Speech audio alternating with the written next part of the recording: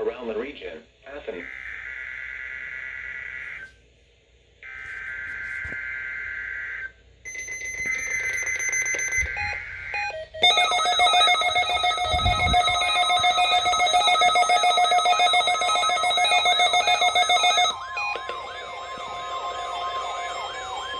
The proceeding was a test of the National Weather Service Emergency Warning System from Atlanta, KECE.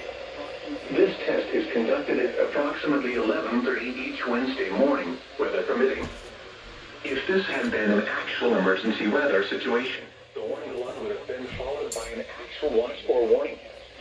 Reception of this broadcast and the warning alarm will vary at any given location.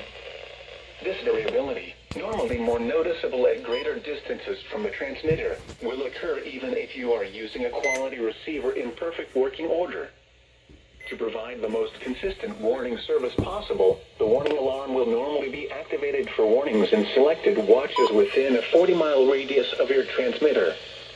This area includes the following counties in the Atlanta listening area: Cherokee, Clayton, Cobb, DeKalb, Douglas, Fayette, Forsyth, Fulton, Gwinnett, Henry, Newton, Rockdale, and Walton.